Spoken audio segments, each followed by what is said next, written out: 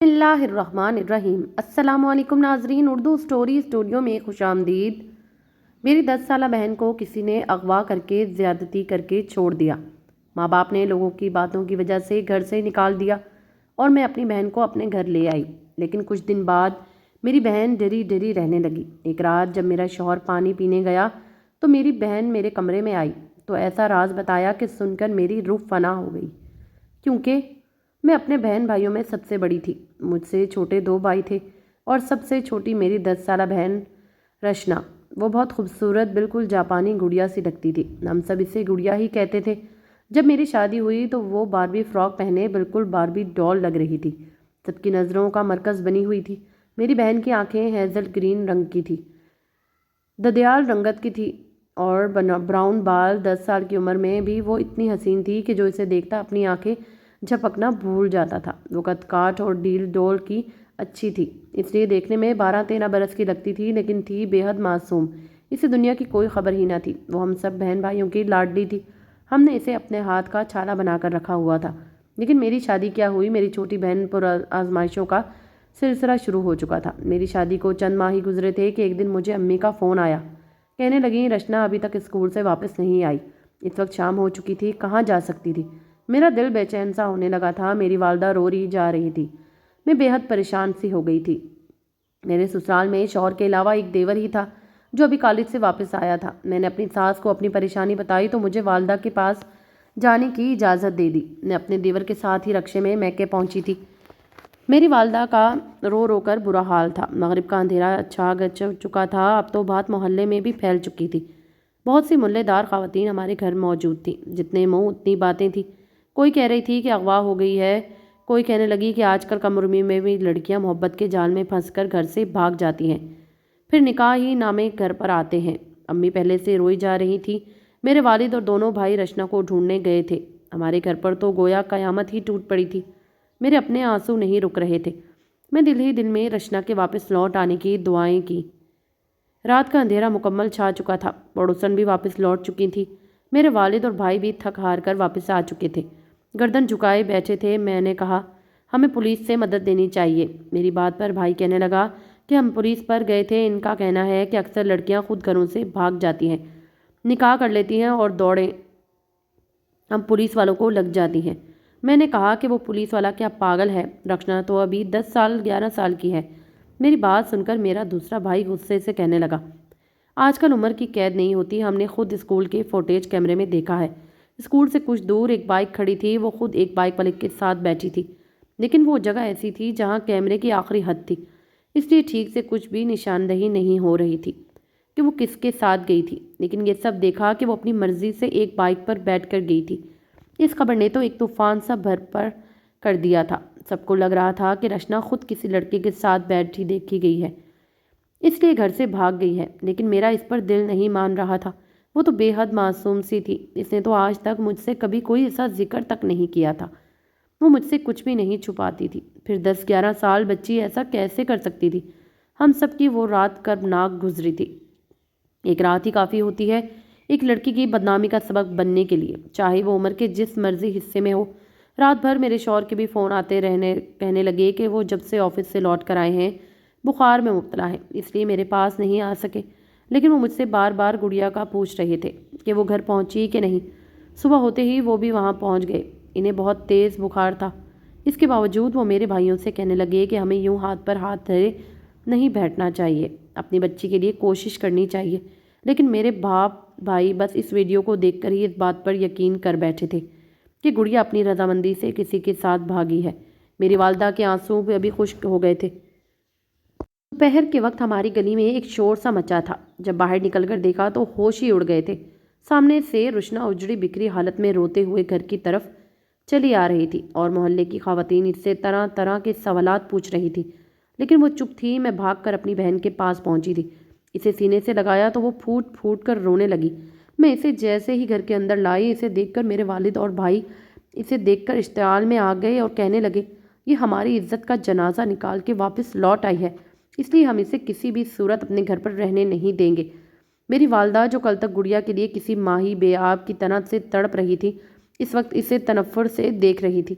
میرے بھائی اور والد گڑیا کو دیکھتے ہی اس کے پاس آئے اور پوچھنے لگے کہ بتا کون تھا وہ موٹر سائیکل والا، تو کیوں اس کے ساتھ بیٹھ کر گئی تھی؟ عجیب بات یہ تھی کہ وہ چپ تھی، کچھ نہیں بولی، اور اس کی چپ نے جیسے اسے مجرم بنا دیا تھا۔ وہ کوئی جواب نہیں دے رہی تھی۔ میں نے بھی گڑیا سے کئی بار کہا کہ وہ سب کچھ بتا دے، کسی سے نہ ڈرے، بتائے کہ وہ کون موٹر سائیکل والا تھا، لیکن اس نے کوئی جواب نہیں دیا، بس ڈری سہمی آنسوؤں بہائے جا رہی تھی۔ میرے والد نے اسے بازوؤں سے پکڑا اور گھر سے باہر دھکے دے دیا۔ وہ گلی میں جا کر گری تھی، کہنے لگی جس کے ساتھ چل کر گئی تھی اسی کے ساتھ آج بھی دفع ہو جاؤ ہمارے گھر سے، تمہارے اس لیے اسی گھر میں کوئی جگہ نہیں ہے۔ یہ کہہ کر میرے والد نے دروازہ بند کر لیا۔ میں نے بہت کہا کہ ابا یہ آپ کیا کر رہے ہیں، گڑیا کہاں جائے گی؟ وہ کہنے لگے میں اسے گھر پر رکھ کر بدنامی نہیں مول لے سکتا، لوگ تو مجھے جینے نہیں دیں گے، بہتر ہے کہ یہ وہیں چلی جائے جہاں سے آئی ہے، ورنہ مر جائے۔ نہ جانے یہ لفظ میرے باپ نے کیسے اپنے منہ سے ادا کیے تھے۔ میں نے ابا کو بہت سمجھایا، بھائیوں کی منت سماجت کی، میرے شوہر ظفر نے بھی بہت سمجھانے کی کوشش کی، لیکن نہ میرے والد گڑیا کو گھر رکھنے پر آمادہ تھے، نہ ہی میرے بھائی۔ لیکن میں اپنی بہن کو کیسے بے آسرا چھوڑ دیتی؟ میں نے ظفر سے کہا کہ ابھی میرے گھر والے غصے میں ہیں، اس لیے ہم گڑیا کو اپنے گھر لے جاتے ہیں، جب میرے باپ بھائیوں کا غصہ ٹھنڈا ہوا تو واپس بھیج دیں گے۔ میرے شوہر میرے بات پر راضی ہو گئے۔ میں گڑیا کو اپنے ساتھ اپنے گھر لے گئی۔ میری ساس بھی ساری حقیقت سے واقف تھی، مجھ سے کہنے لگی بہو اسے کیوں اپنے گھر لے آئی ہو؟ اس جیسی بیٹی کو پناہ دینے کے بجائے اس کا قتل کر دینا چاہیے۔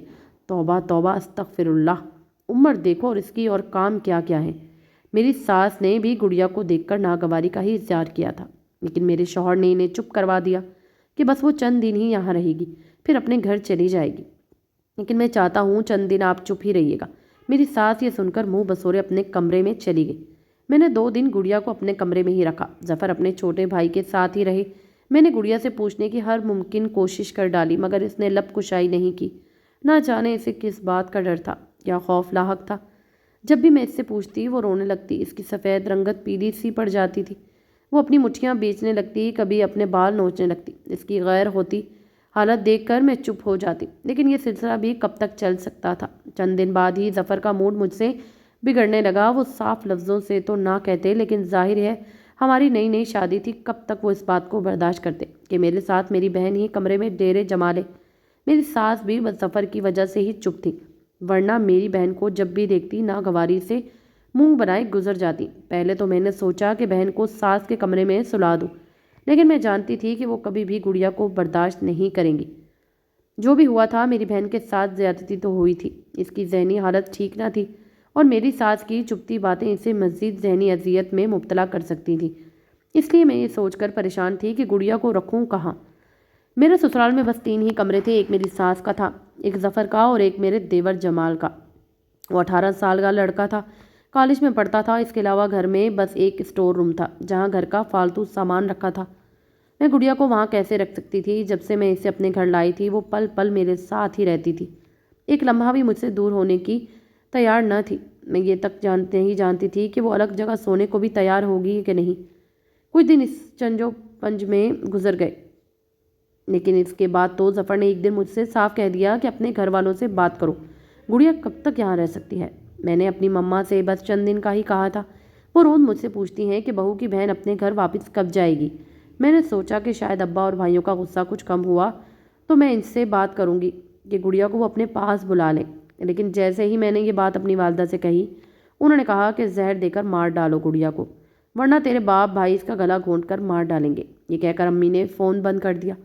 میں بے حد پریشان تھی کہ کیا کروں، کیسے اپنی بہن کو بے آسرا چھوڑ دوں، لیکن میں کرتی بھی کیا؟ ایک دن میں نے اسٹور روم کا جائزہ لیا۔ وہ کافی چھوٹا سا کمرہ تھا۔ میں نے اپنے دیور کو اپنے ساتھ لگایا اور فالتو کا کاٹ کباڑ باہر پھینکوا دیا۔ کمرے میں زمین پر ہی ایک بستر بچھا دیا۔ میرا دیور مجھ سے پوچھنے لگا کہ بھابھی یہ سب آپ کس کے لیے کر رہی ہیں؟ میں نے کہا گڑیا اب یہیں رہے گی۔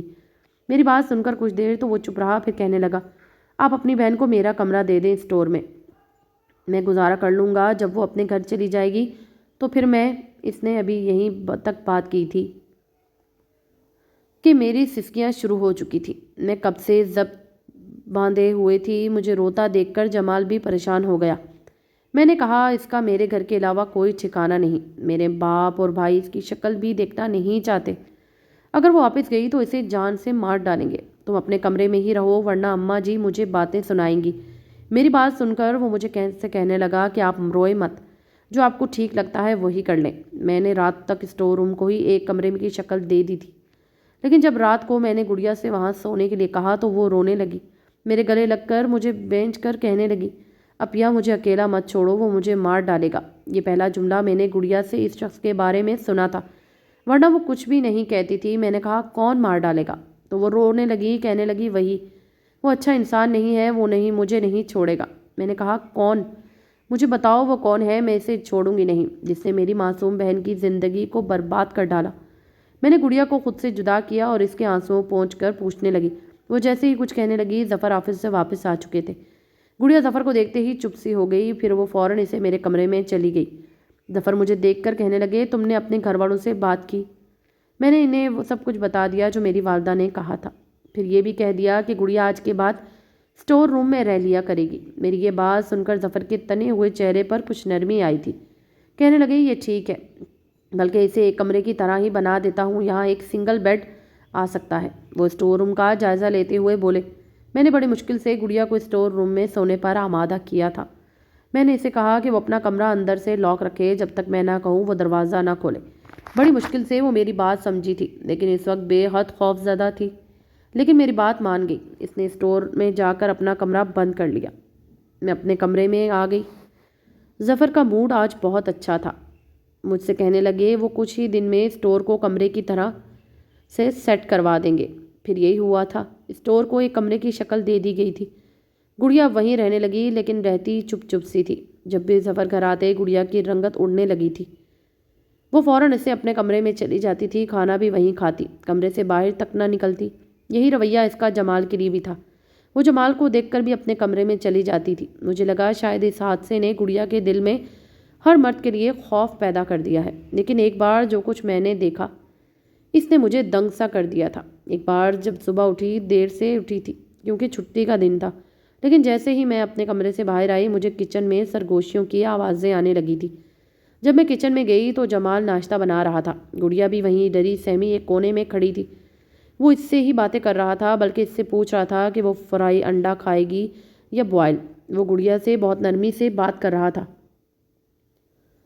लेकिन वो डरी सहमी खड़ी थी। मुझे देखकर मेरे पास आ गई। जमाल ने पलटकर मुझे किचन के दरवाजे के पास देखा तो मुस्कुराने लगा। कहने लगा कि आपकी बहन को भूख लगी थी, कब से आपके कमरे के बाहर बैठी थी। मैंने कहा, भाभी संडे को देर से उठती हैं, वो मुझे बता दे कि क्या खाएगी, लेकिन ये तो कुछ बोलती ही नहीं है।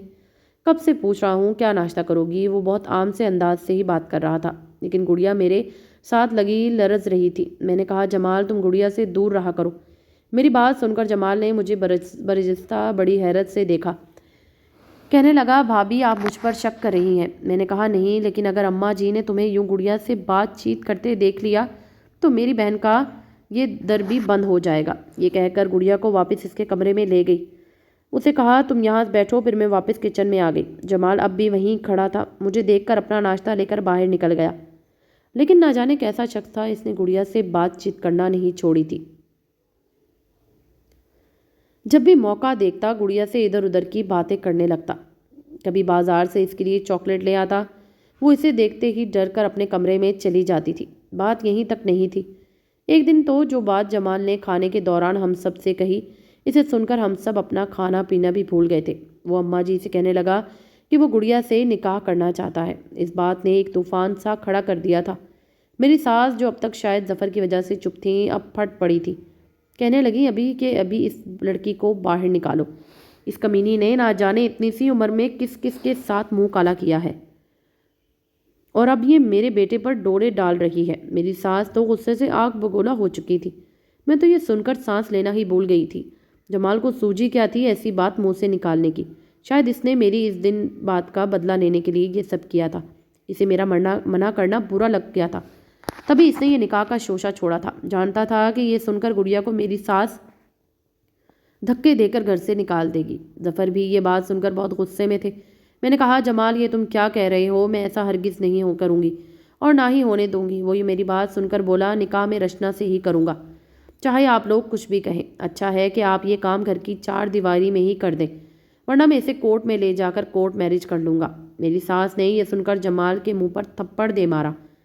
کہنے لگیں کیسی زبان چلنے لگی ہے تمہاری، خبردار جو بکواس کی تو۔ اس کے بعد جو کچھ جمال نے بتایا وہ سن کر میرے ہوش اڑ گئے تھے۔ کہنے لگا گڑیا کے ساتھ زیادتی میں نے کی تھی، میں ہی اس کا قصوروار ہوں۔ یہ سن کر میرا سانس ہی رک گیا تھا۔ میری ساس آنکھیں پھاڑے اسے دیکھنے لگی۔ ظفر بھی شدت سا رہ گئے تھے۔ جمال شرمندگی سے نظریں جھکائے بولا، مجھے وہ پہلی بار میں ہی دیکھنے میں ہی اچھی لگی تھی، لیکن میں جانتا تھا کہ وہ ابھی کم عمر ہے، اس لیے اماں جی کبھی میری اس سے شادی نہیں کریں گی، اور ویسے بھی اماں جی کو میرے لیے اپنی بھتیجی پسند ہے، اس لیے وہ اس رشتے پر کبھی نہیں مانیں گی۔ پھر جتنی رشنا خوبصورت اور بھولی بھالی تھی، میرے حواسوں پر وہ چھا گئی تھی۔ مجھ پر نہ جانے کیا بھوت سوار تھا کہ مجھے رچنا کے علاوہ کچھ نہیں سوچتا تھا۔ اس لیے ایک دن میں نے اس کے اسکول سے کچھ فاصلے پر بائک لے کر کھڑا ہو گیا۔ جیسے ہی وہ وہاں سے گزرنے لگی میں نے اس سے جھوٹ کہا کہ تمہاری اپیا کی طبیعت بہت خراب ہے، وہ تمہیں بلا رہی ہیں، چلو میرے ساتھ۔ یہ سن کر وہ میرے ساتھ بیٹھ گئی۔ میں اسے اپنے دوست کے ایک خالی مکان میں لے کے گیا۔ اسے کلو گرام سونگھا کر بے ہوش کر کے میں واپس گھر آ گیا تاکہ مجھ پر شک نہ ہو۔ پھر یہی ہوا، کچھ دیر بعد ہی بھابھی کے میکے سے فون آ گیا۔ میں بھابھی کو لے کر ان کے میکے چلا گیا۔ کچھ دیر وہاں رک کر میں واپس رچنا کے پاس چلا گیا۔ اس وقت مجھ پر شیطان حاوی ہو چکا تھا، اس لیے مجھے اس معصوم پر ذرا ترس نہیں آیا۔ میں نے اسے زیادتی کا نشانہ بنایا۔ وہ روتی رہی، مجھ سے پناہ مانگتی رہی، لیکن مجھ پر تو جیسے شیطان حاوی ہو چکا تھا۔ میں اس کی بے بسی سے لطف اٹھاتا رہا، پھر اسے اتنا ڈرایا دھمکایا کہ اگر اس نے میرا نام لیا تو اسے جان سے مار ڈالوں گا۔ وہ چھوٹی سی تھی اس لیے ڈر گئی۔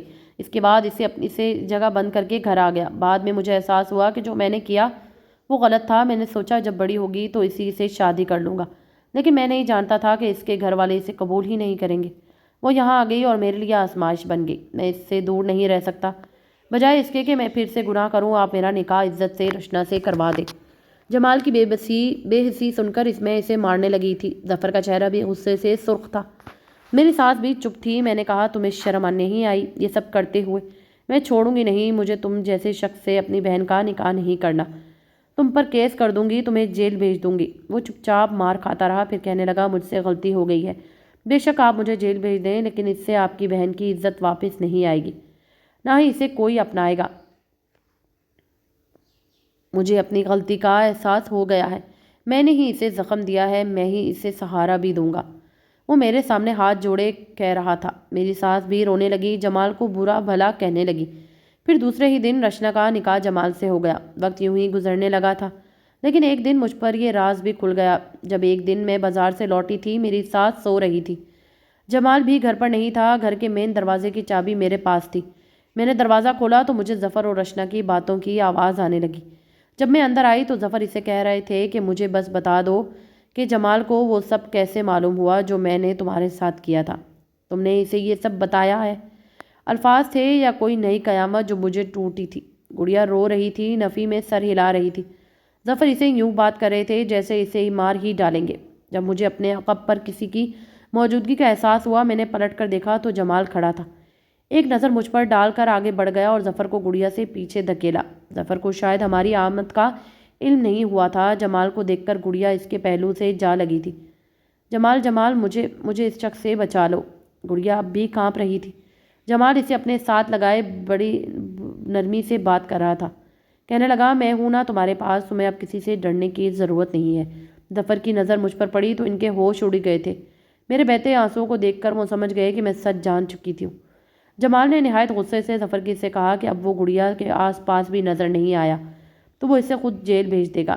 یہ کہہ کر وہ گڑیا کو اپنے کمرے میں لے گیا۔ ظفر میرے سامنے نظریں نہیں اٹھا پا رہے تھے۔ میں وہیں گرتی چلی گئی۔ اتنا بڑا صدمہ سہ نہ جانا شاید میرے اختیار میں نہ تھا۔ وقت گزر چکا تھا۔ میری زندگی ظفر کے ساتھ بس ایک سمجھوتا تھی، کیونکہ میں اس کے بچے کی ماں بننے والی تھی۔ مجھ سے بہت بار اپنی غلطی کی معافی مانگ چکا تھا، لیکن اسے معاف کرنا میرے اختیار میں نہیں تھا۔